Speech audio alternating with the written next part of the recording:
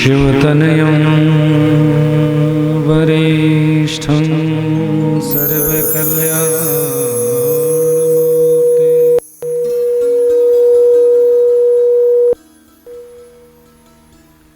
परुषकमलहस्तं शोभितं मोदके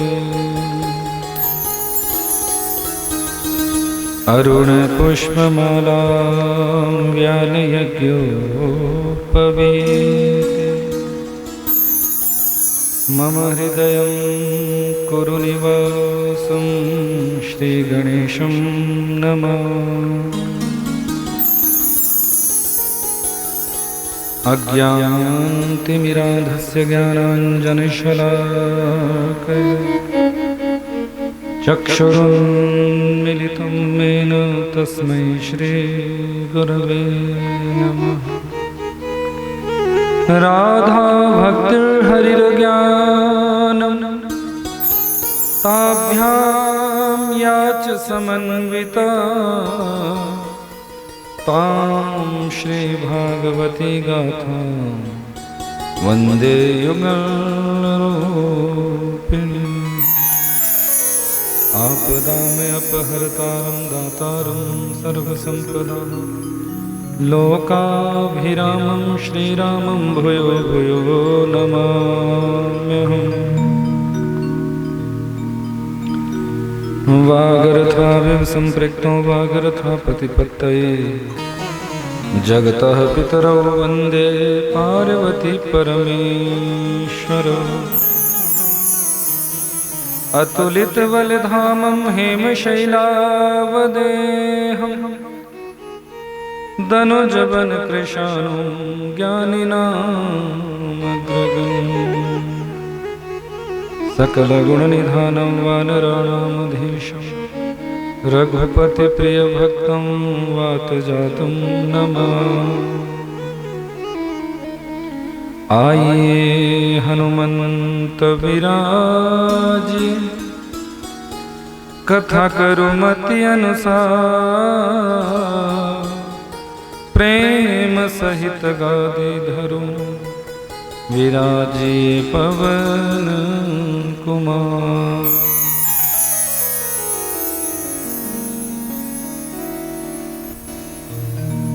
बोले पवन पुत्र हनुमान की जय। भक्तवत्सल भगवान की जय। माता पिता श्री की जय। सद्गुरुदेव भगवान की जय। आज के आनंद की जय। आए हुए समस्त भक्तों की जय। सत्य सनातन वैदिक धर्म की जय। ग्रामदेव स्थान देव वास्तुदेव क्षेत्रपाल भगवान की जय। सत्य सनातन वैदिक धर्म की जय। उमापति महादेव की जय। पवन पुत्र हनुमान की जय। जय श्री राधे जय जय श्री राधे जय जय श्री राधे श्याम।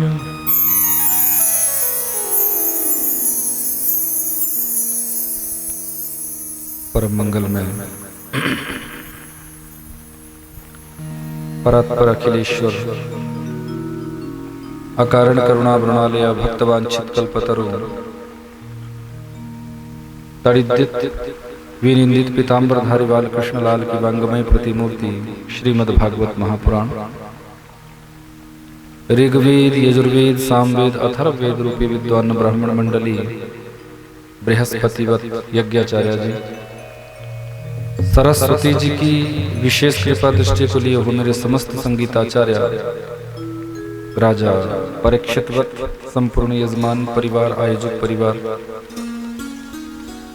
इस परम पुनीत प्रांगण में आयोजित श्रीमद् भागवत कथा का रसास्वादन करने हेतु समुपस्थित मेरी प्यारी माताएं बहनें बच्चे और बुजुर्ग, सर्वप्रथम आप सभी के हृदय कमल में जो मेरे बांके बिहारी जी की झांकी विद्यमान है उनके श्री चरणों में मैं कोटिशः प्रणाम करता हूँ। बोले बांके बिहारी लाल की बंधु अनंत कृपा का वर्षण होता है उन भक्तों के ऊपर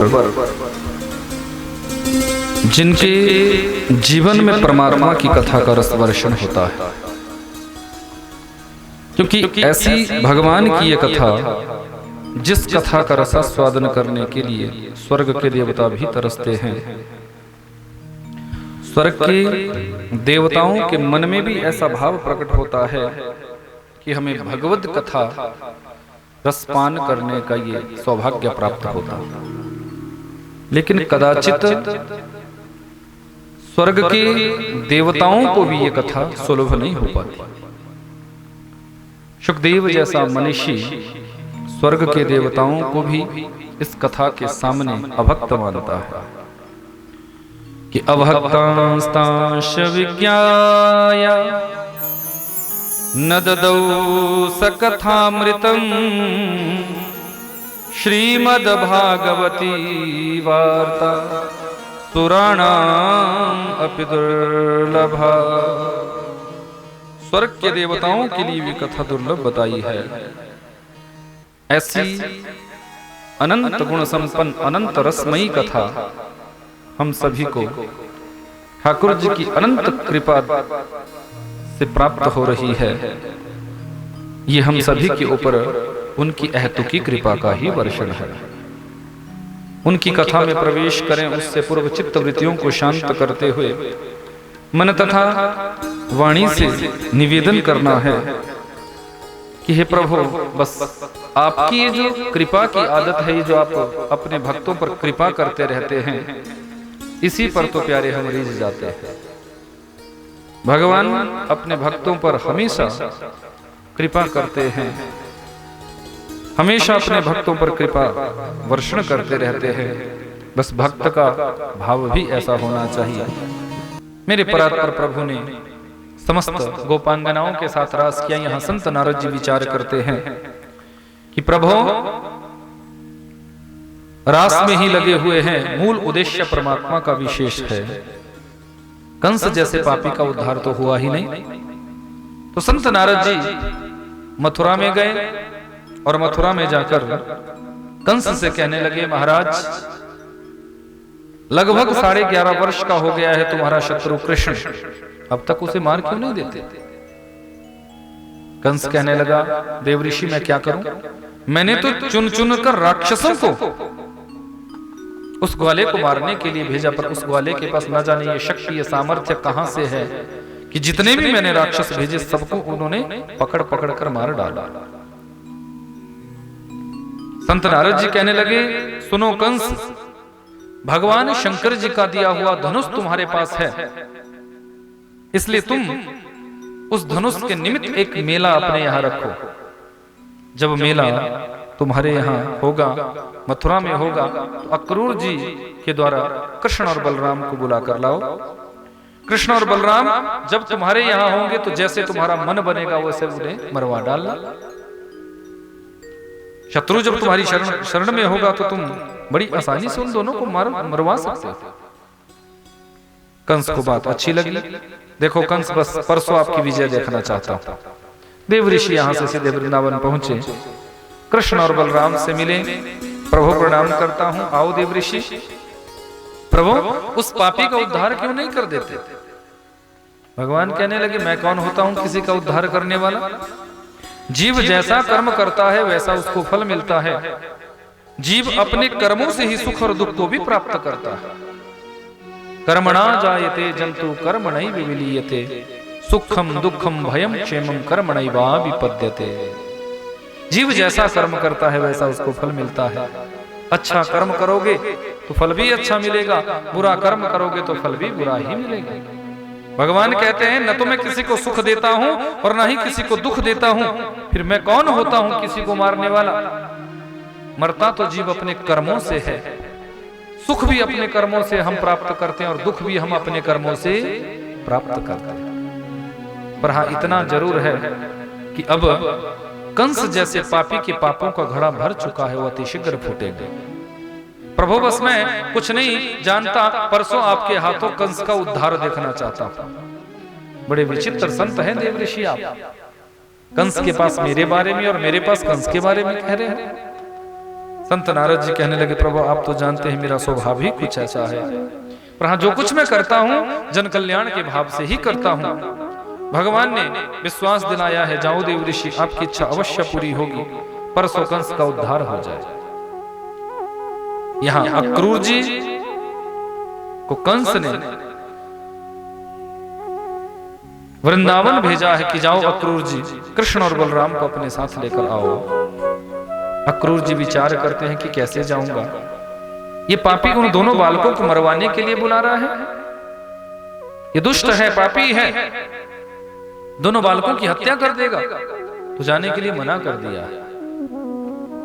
कंस को क्रोध आया और कहने लगा, सुनो अक्रूर जी, आप मेरे स्वभाव को जानते हैं, यदि आप नहीं गए तो मैं तुम्हें प्राणदंड दे दूंगा, प्राणदंड देकर तुम्हें नष्ट करवा दूंगा, मार डलवाऊंगा। अक्रूर जी विचार करते हैं, इस पापी के हाथों मरने से अच्छा है कम से कम भगवान का दर्शन करके तो मरूं। जाने की स्वीकृति दी है, रथ पर बैठ तो गए हैं, पर जाएं कैसे, रथ को चलाएं कैसे। मन में तो बार बार वही भाव आ रहा है कि उन नन्हे नन्हे बालकों को मैं मरवाने के लिए, लेने के लिए जा रहा हूं। क्या कहूंगा ब्रजवासियों से, नंद बाबा से क्या कहूंगा, नंद रानी से क्या कहूंगा कि तुम्हारे बच्चों को मैं मरवाने के लिए ले जा रहा हूं। इसी उधेड़ वन में सुबह से शाम हो गई है। शाम के समय वृंदावन में पहुंचे हैं। कृष्ण और बलराम गौचारण करा के आ रहे थे। जैसे ही अक्रूर जी को देखा है, काका काका कहते कहते दौड़ पड़े हैं। अक्रूर जी ने दोनों बालकों को अपने हृदय से लगा लिया। काका जी कैसे आना हुआ?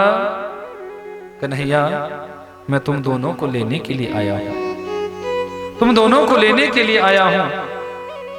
मेरे गोविंद कहने लगे, काका जी, जो बात आप हमारे पास बोल रहे हैं, गलती से भी ये बात ब्रजवासियों के पास मत बोलना, नंद बाबा के पास मत बोलना, और मैया के पास तो बिल्कुल भी मत बोलना, क्योंकि मेरे ब्रजवासी मुझसे इतना प्रेम करते हैं, वो मैं मेरे बगैर बिल्कुल नहीं रह सकते, मेरे बिना बिल्कुल नहीं रह सकते, और मैया तो मेरे बिना बिल्कुल भी नहीं रह सकती। वो तो हर पल मेरा ही चिंतन करती है, हर पल मेरा ही मुझे ही याद करती है। यदि मुझे थोड़ा सा विलंब हो जाए गौचारण कराते कराते, तो मैया आधे रास्ते तक मुझे ढूंढती हुई, मुझे खोजती हुई पहुंच जाती है, मुझे खोजती हुई पहुंच जाती है। इसलिए काका जी, ये बात मैया के सामने मत बोलना। कितना प्रेम उस माँ का होगा, वो माँ कितना प्रेम कन्हैया से करती होगी। और भी भय लगा, और भी डर लगा कि कैसे कहूंगा, और कहूंगा नहीं तो मेरे साथ भेजेगा कौन। ब्रज में बड़ा आतिथ्य हुआ है। भोजनोपरांत नंद बाबा ने पूछा, अक्रूर जी भैया कैसे आना हुआ? तो हल्के से अक्रूर जी ने कह दिया कि मैं कृष्ण और बलराम को ले जाने के लिए आया। मैया भोजन करने बैठी थी, भोजन का पहला निवाला होंठों तक पहुंचा है। जैसे ही कानों में ये आवाज गई है कि कृष्ण और बलराम को ले जाने की बात हो रही है, तुरंत वो निवाला हाथों से छूट गया है। मैया दौड़ी है। मेरे प्राण यदि किसी को चाहिए तो मैं सहज भाव से दे दूंगी, मेरा सर्वस्व यदि किसी को चाहिए तो आप ले जा सकते हैं, पर आपसे बस इतना निवेदन है कि मेरे कन्हैया को ले जाने की बात मत करो, मेरे कन्हैया को ले जाने की बात मत करो। मैं अपने प्राण त्याग कर सकती हूँ, पर अपने कन्हैया को अपनी नजरों से दूर नहीं कर सकती। बार बार निवेदन किया है, आंखों से अश्रुपात होने लगे हैं, अश्रुओं की धार बहने लगी है।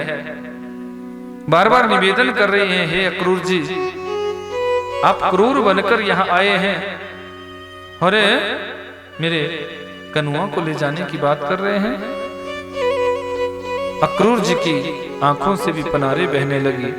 नंद बाबा भी रो रहे हैं, नंद रानी रो रही है। पूरे ब्रजमंडल में करुण क्रंदन का भाव फैला हुआ है। गैयों ने घास खाना छोड़ दिया है, बछड़ों ने दूध पीना छोड़ दिया है, पक्षियों ने कलरव करना छोड़ दिया है, भंवरों ने गुंजन करना छोड़ दिया है। किसी भी ब्रजवासी के यहाँ आज चूल्हा नहीं जगा है। प्रत्येक ब्रजवासी के यहाँ मानो शोक व्याप्त हो गया हो। बस यही करुण क्रंदन का भाव जागृत हो गया हो कि कल हमारा कन्हैया चला जाएगा, हमारा कन्हैया हमें छोड़कर चला जाएगा, हमारा कनुआ हमें छोड़कर चला जाएगा। आधी रात का समय मैया खंबे से सर लगाकर रो रही है, आंखों से पनारे बह रही है। सामने मेरे गोविंद है।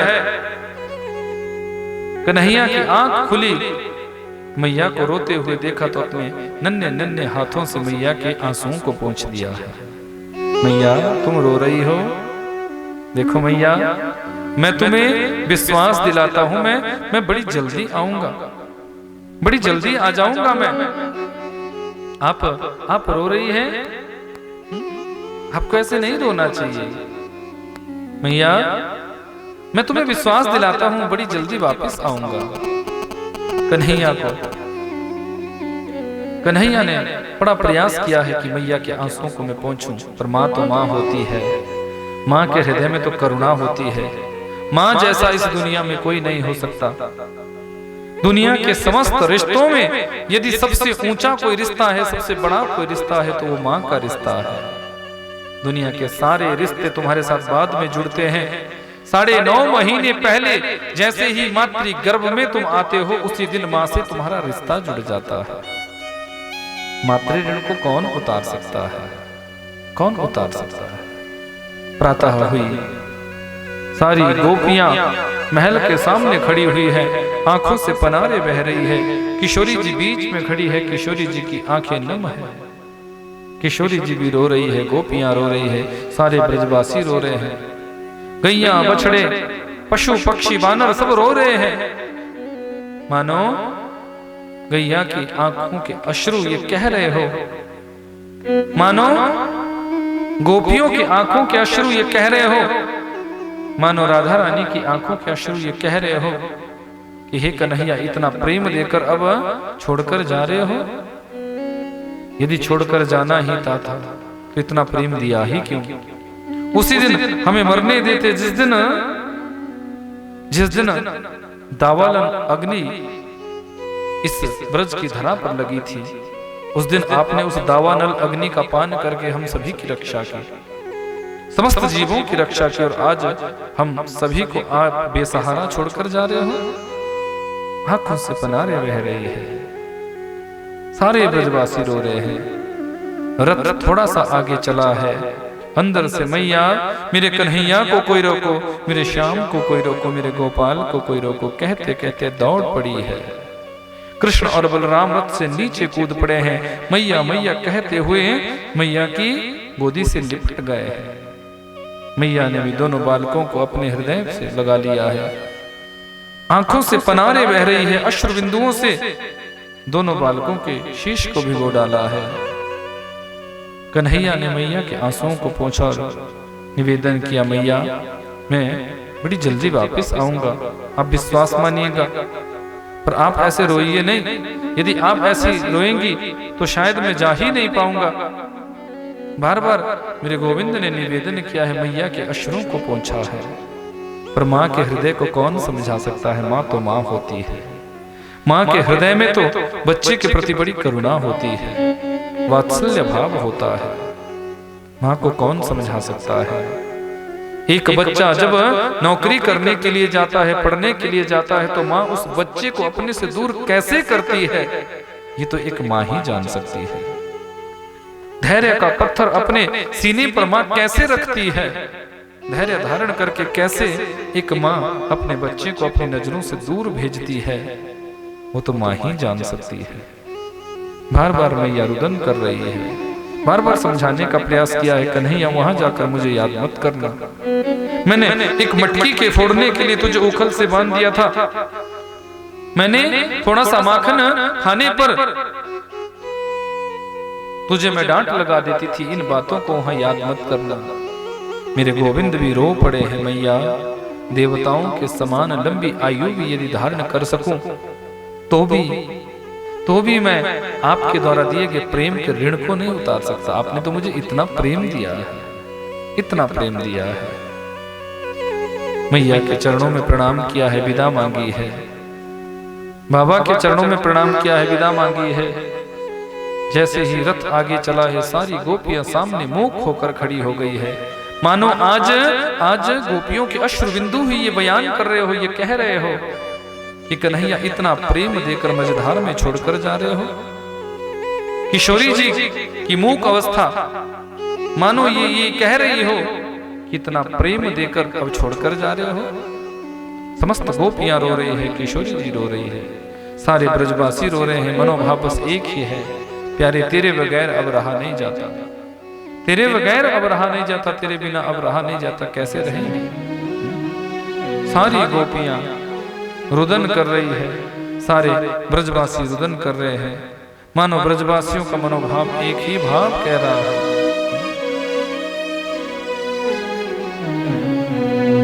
तेरे बगैर सांवरिया जिया नहीं जाए, तुम आके बाह पकड़ लो तो कोई बात बने। तेरे बगैर सांवरिया जिया नहीं जाए, तुम आके बाह पकड़ लो तो कोई बात बने। तेरे बगैर सांवरिया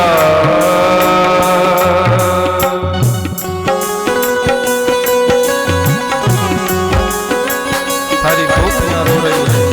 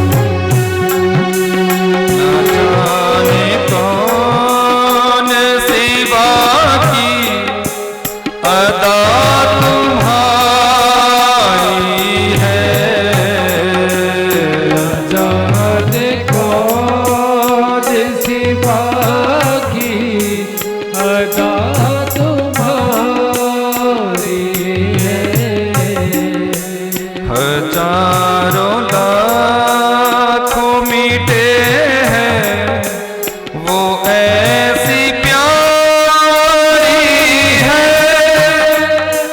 हमें भी आके मिटाओ तो कोई बात बने। तेरे बगैर सांवरिया जिया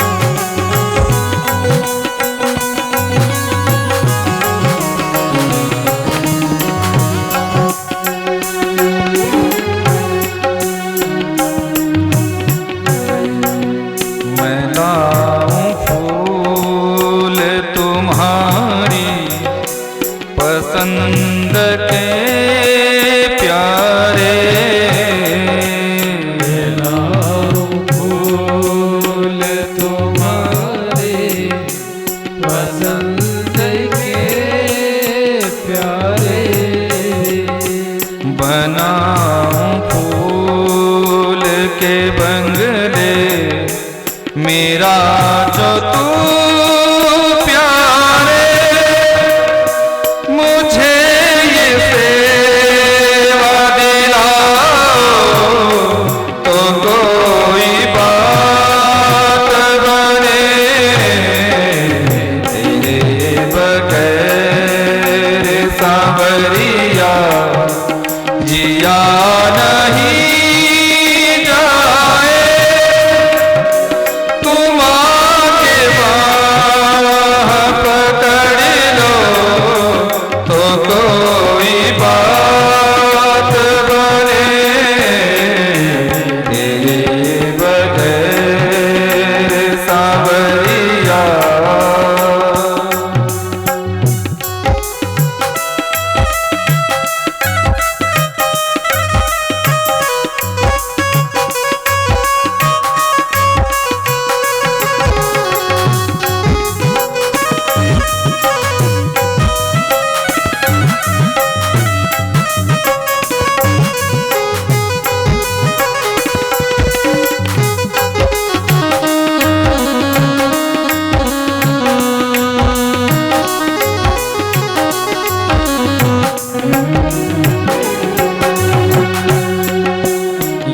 आठों याम की सेवा करूं तिहारी मैं, ये आठों याम की सेवा करूं तिहारी मैं। ये आठों याम की सेवा करूं तिहारी मैं, ये आठों याम की सेवा करूं तिहारी मैं। कहे गोविंद मैं गाऊं तुम्हें रिझाने को, मैं भी साथ में गाऊं तो कोई बात बने, तेरे बगैर सांवरिया जिया नहीं जाए। तुम आके बाह पकड़ लो तो कोई बात बने, तेरे बगैर सांवरिया जिया नहीं जाए। तुम आके बाह पकड़ लो तो कोई बात बने, तेरे बगैर सांवरिया जिया नहीं जाए। तुम आके बाह पकड़ लो तो कोई बात बने, तेरे बगैर सांवरिया।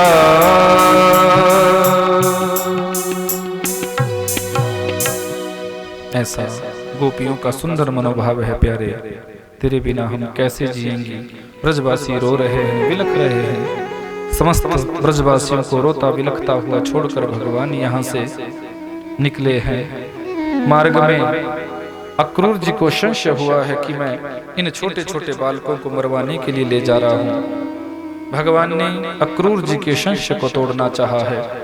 यमुना जी में स्नान करने के लिए जब अक्रूर जी गए हैं तो जैसे ही यमुना में डुबकी मारते हैं तो शेष सैया में साक्षात नारायण का दर्शन पाते हैं।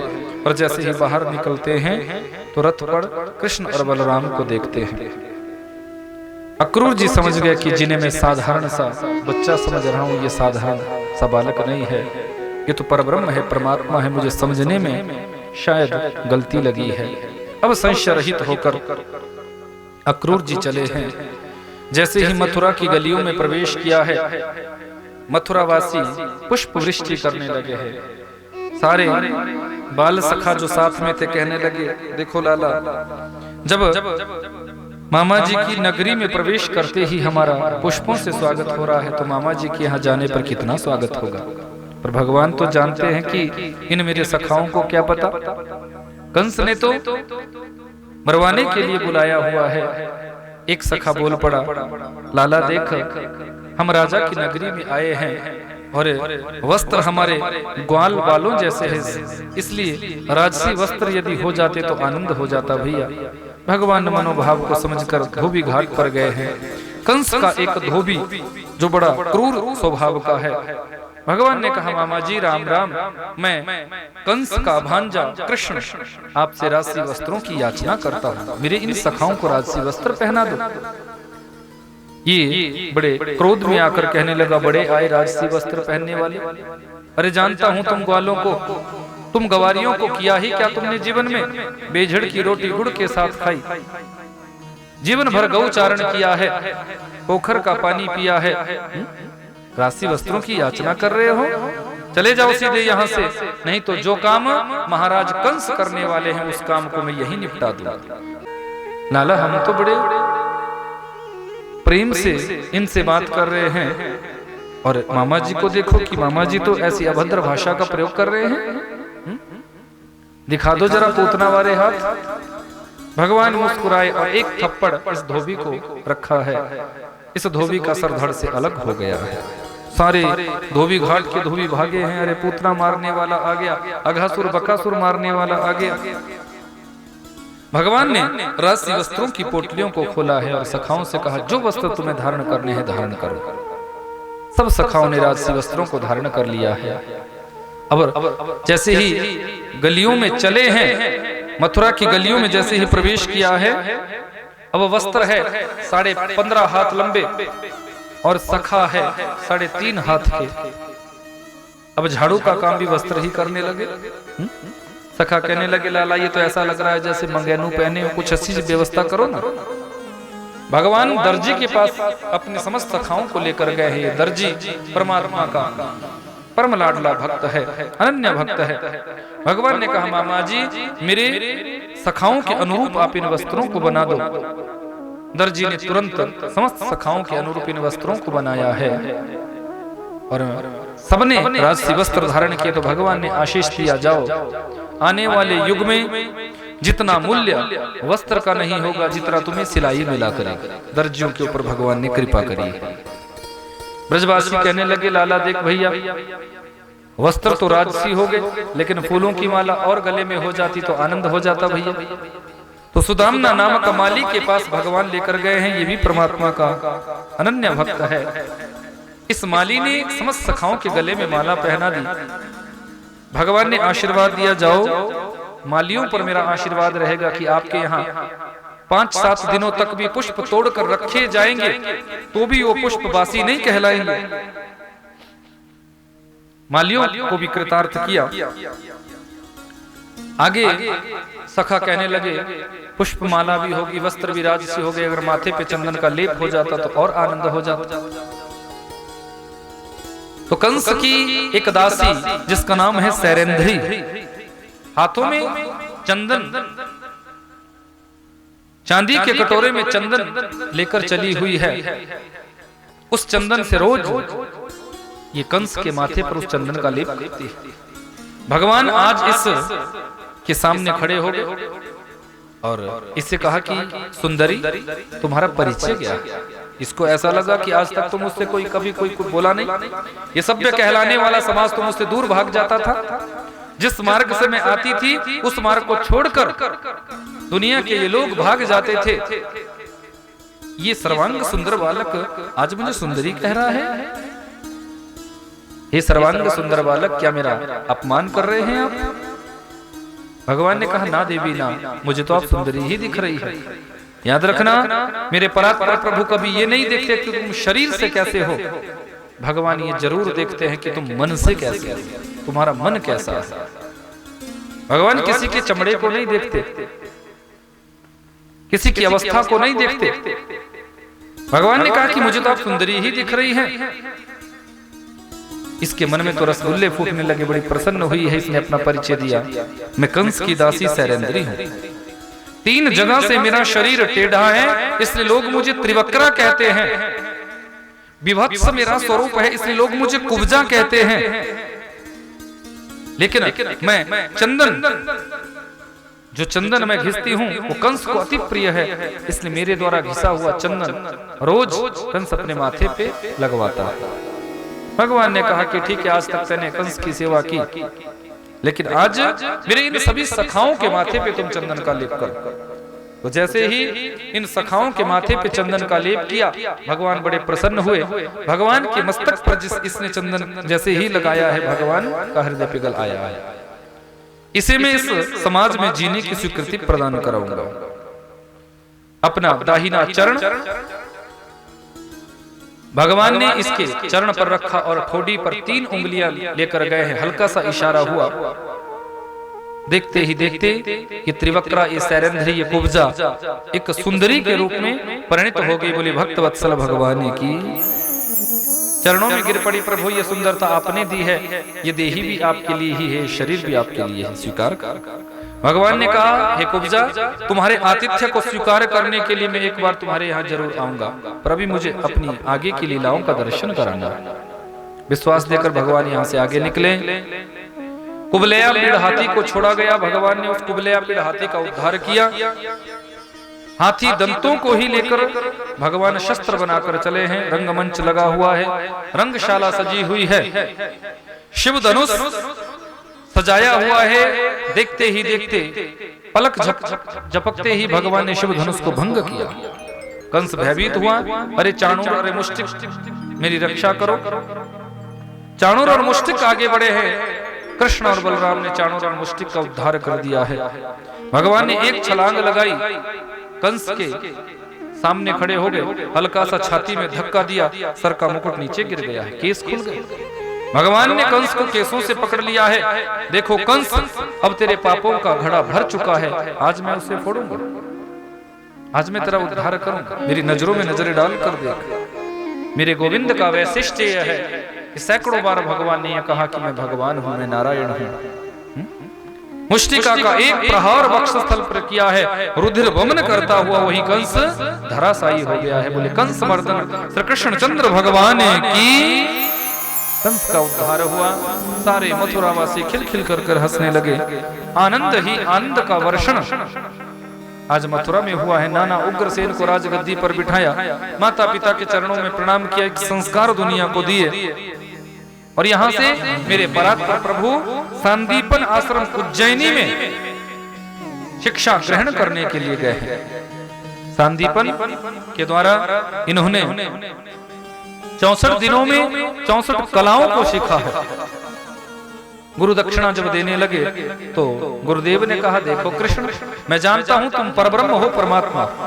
हमारा पुत्र प्रभास क्षेत्र में खो गया था, समुद्र से निकल गया था, इसलिए यदि तुम मुझे गुरु दक्षिणा देकर प्रसन्न करना चाहते हो तो अपनी गुरु माता की प्रसन्नता करो, आप हमारे पुत्र को वापिस लेकर आओ। भगवान यहाँ से सीधे समुद्र में कूद पड़े हैं और वहां एक दैत्य शंख के बीच में रहता है। उस दैत्य का उद्धार भगवान ने किया और वहां से 5 जन्य शंख को प्राप्त किया। समुद्र से सूचना मिली कि इस समय आपका गुरुदेव का पुत्र यमपुरी जा चुका है, तो भगवान यमराज के यहाँ पहुंचे। यमराज पहले भ्रमित हो गया, भगवान को भगवान नहीं समझ पाया, तो युद्ध हुआ। युद्ध में जब परास्त भगवान ने किया है तो यमराज तुरंत चरणों में गिर पड़ा है। प्रभु आज्ञा करे, मुझे कौन सा कार्य करना है। हे यमराज, जाओ मेरे गुरु पुत्र को सकुशल मेरे पास सौंपो। भगवान ने गुरुपुत्र को अपने साथ लिया है और गुरु माता को सौंपा है। गुरु माता बड़ी प्रसन्न हुई है। गुरुकुल में सुदामा जी के साथ मैत्री हुई। जब भगवान जाने लगे, दोनों मित्र जब बिछड़ने लगे तो सुदामा बहुत रोए हैं, मेरे गोविंद भी बहुत रोए हैं। भगवान ने कहा, सुदामा जी एक बार मेरे यहाँ जरूर आना भैया। सुदामा जी कहने लगे, मित्र जरूर एक बार जीवन में तेरे द्वार पर आऊंगा। भगवान पुनः यहां से द्वारिका आए। यहां कंस की दो पत्नियां अस्ति और प्राप्ति जरासंध की पुत्रियां हैं। जरासंध के पास गई, कहने लगी, पिताश्री उस ग्वाले ने हमें वैदव्य योग का दर्शन कराया, हमारे पति को मार दिया। जरासंध कहने लगा, तुम चिंता मत करो, मैं प्रतिशोध का बदला लूंगा। बहुत बड़ी सेना लेकर मथुरा पर इस जरासंध ने चढ़ाई कर दी है। 17 बार मेरे परात्पर प्रभु ने इस जरासंध को युद्ध में परास्त किया, युद्ध में हराया। 18वीं बार ये 11,000 ब्राह्मणों को अपने यहाँ जप में बिठाकर युद्ध करने के लिए निकला और ब्राह्मणों से कहा कि यदि मैं जीत गया तो इतनी दक्षिणा दूंगा कि आपकी 7 पीढ़ियां बैठकर खाएगी, और यदि हार गया तो 11 के 11,000 ब्राह्मणों को शूली पर लटका दूंगा। ऐसा पापी है। ब्राह्मण घबराए, भगवान रक्षा करना, ये दुष्ट है, पापी है, मार डालेगा। भगवान ने इशारा दिया, चिंता मत करो, क्योंकि विप्रधेनु सुर संत हित लीन मनुज अवतार, निज इच्छा निर्मित तनु श्री माया गुण गोपाल। ब्राह्मणों का रक्षण करने के लिए, भक्त संतों का रक्षण करने के लिए मेरा अवतरण होता है। आप बिल्कुल चिंता ना करें। युद्ध करते करते भगवान रण छोड़ कर भागे हैं। मेरे परमात्मा का नाम पड़ा है रण छोड़ राय। बोले रण छोड़ राय भगवान ने की। जिस पर्वत पर भागे, चारों ओर से उस पर्वत पर अग्नि लगा दी गई है। काल यवन का उद्धार भगवान ने राजा मुचुकुंद के द्वारा करवाया है। समुद्र में कूद पड़े, 12 योजन पृथ्वी मांगी है। देव शिल्पी विश्वकर्मा के द्वारा रात ही रात में उस 12 योजन पृथ्वी पर स्वर्णमयी सुंदर नगरी का निर्माण करवाया, जिसे हम द्वारिकापुरी कहते हैं। बोले द्वारिकापुरी की। आज मेरे परमात्मा द्वारिका के राजा बन चुके हैं। रात ही रात में सोए हुए ब्रजवासियों को द्वारिकापुरी पहुंचा दिया। द्वारिकापुरी पहुंचा दिया। दाऊ भैया ब्रज विहार करने के लिए निकले। रेवत नाम के एक राजा, जिनकी पुत्री का नाम है रेवती। देवी भागवत में ये बड़ी लंबी कथा है। तो रेवती सतयुग की है और दाऊ भैया द्वापर के हैं। अब ये सतयुग की रेवती बहुत लंबी है और दाऊ भैया इसके सामने छोटे। रेवती का विवाह दाऊ भैया के साथ हुआ, पर दाऊ भैया ने सोचा कि ये जोड़ी थोड़ा अटपटी दिख रही है, पत्नी लंबी और पति छोटे। तो दाऊ भैया ने अपना हल जो है रेवती के सर पर रखकर हल्का सा झटका दिया। देखते ही देखते ये रेवती दाऊ भैया के कंधे के बराबर हो गई है और जोड़ी बड़ी सुंदर बन गई है। भक्तवत्सल भगवान की। कन्हैया सोचने लगे कि मैं तो द्वारिका का राजा भी बन गया, बड़े भैया की भी शादी होगी और मैं तो अभी कंवारा बैठा हूं। तो कुंडिनपुर में भीष्मक नाम का राजा, जिसके 5 पुत्र है पर कन्या एक भी नहीं, कन्या एक भी नहीं। एक दिन सरोवर में गए, कमल पुष्प पर एक सुंदर कन्या को देखा। ये कन्या साक्षात लक्ष्मी है और लक्ष्मी कभी किसी के गर्भ से जन्म नहीं लेती, क्योंकि लक्ष्मी अयोनि जा। लक्ष्मी इस छोटी सी कन्या को भीष्मक अपने यहां लेकर गए हैं। इसी कन्या का नाम रुक्मिणी रखा है। बोले रुक्मिणी महारानी की। रुक्मिणी ऐसे बड़ी है जैसे शुक्ल पक्ष का चंद्रमा बढ़ता हो। शुक्ल पक्ष का चंद्रमा बढ़ता हो।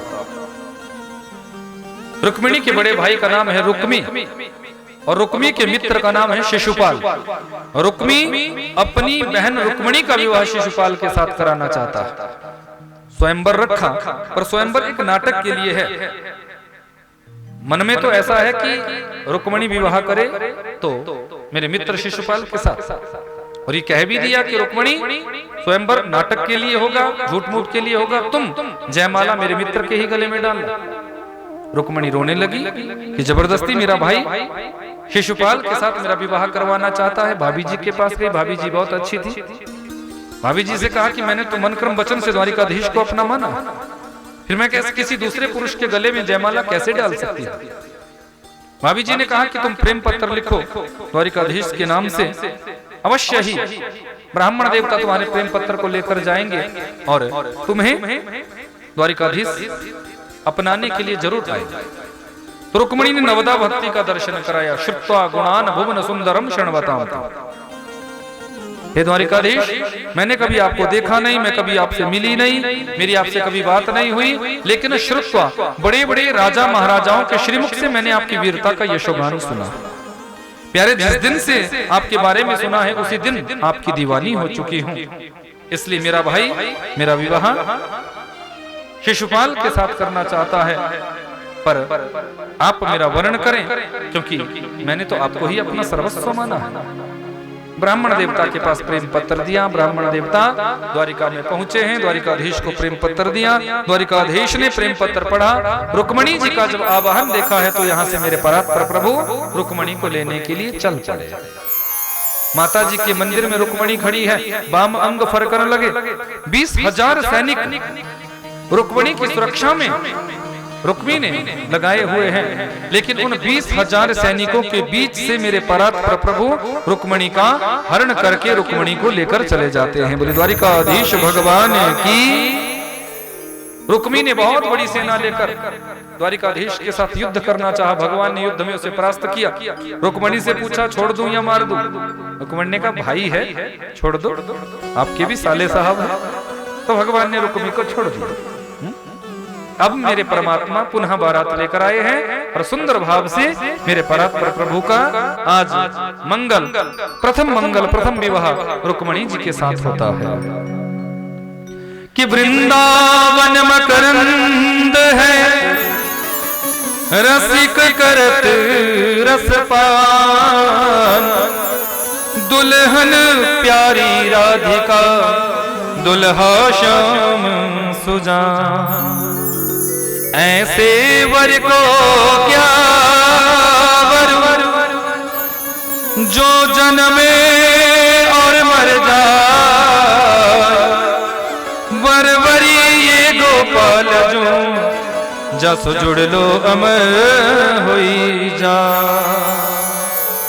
अद्भुत मंगल मेरे परमात्मा का रुक्मणी जी के साथ हुआ है। आओ जरा हम सभी भी इस सुंदर मनोभाव का दर्शन करें, सुंदर मनोभाव का हम सभी आनंद लें, परमात्मा के इस मंगल में अपनी अपनी हाजिरी हम भरें। आओ मेरी सखियों मुझे मेहंदी लगा दो, मेहंदी लगा दो, मुझे ऐसा सजा दो, मुझे श्याम सुंदर की दुल्हन बना दो, मुझे श्याम सुंदर की दुल्हन बना दो। आओ मेरी सखियों मुझे मेहंदी लगा दो, मेरी सखियों मुझे मेहंदी लगा दो, मेहंदी लगा दो, मुझे ऐसा सजा दो, मेहंदी लगा दो, मुझे ऐसा सजा दो, मुझे श्याम सुंदर की दुल्हन बना दो, मुझे हरि बोल बना दो। आपसे दोनों हाथ उठाकर सेवा मांगे बिहारी लाल की, द्वारिकाधीश सरकार की।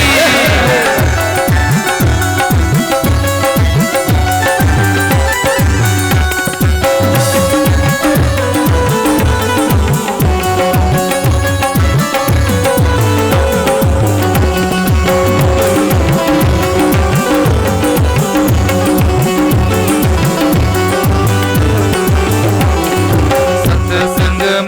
मेरी बात चलाई, सत्संग में मेरी बात चलाई, सतगुरु जी ने मेरी कीनी रे सगाई, सतगुरु जी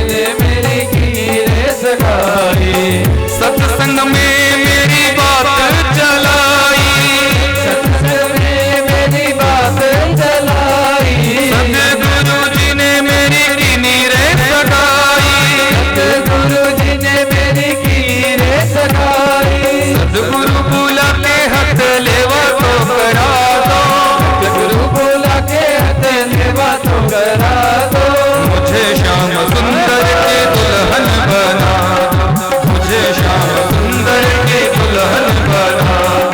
आओ मेरी सखियों मुझे मेहंदी लगा दो, मेरी सखियों मुझे मेहंदी लगा दो, मेहंदी लगा दो, मुझे ऐसा सजा दो, मेहंदी लगा दो, मुझे ऐसा सजा दो, मुझे श्याम सुंदर के दुल्हन बना दो, मुझे श्याम सुंदर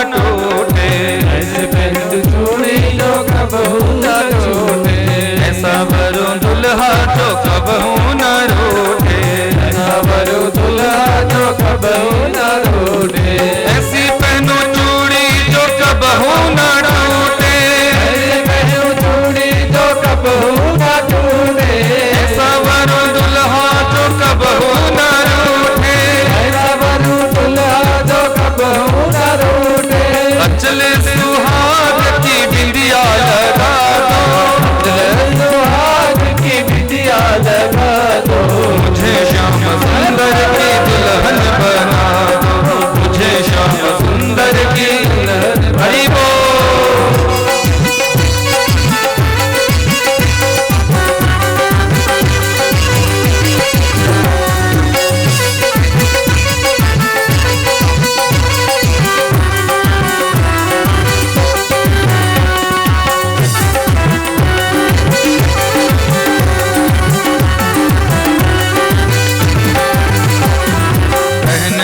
घुंघरू में उनको रिझाऊंगी, के घुंघरू में उनको रिझाऊंगी, लेके एक तारा मैं शाम शाम गाऊंगी, लेके एक तारा मैं शाम शाम गाऊंगी, पहन के घुंघरू में उनको रिझाऊंगी, के घुंघरू में उनको रिझाऊंगी, लेके एक तारा मैं शाम शाम गाऊंगी, सदगुरु बुला के जरा मेरे तो करा दो, सदगुरु बुला के जरा मेरे तो करा दो, मुझे श्याम सुंदर की दुल्हन बना दो, मुझे श्याम सुंदर की दुल्हन बना दो। आओ मेरी सखियों मुझे मेहंदी लगा दो, आओ मेरी सखियों मुझे मेहंदी लगा दो, मेहंदी लगा दो मुझे ऐसा सजा दो, मेहंदी लगा दो मुझे ऐसा सजा दो, मुझे श्याम सुंदर की दुल्हन बना दो, मुझे हरि बोल की दुल्हन बना दो।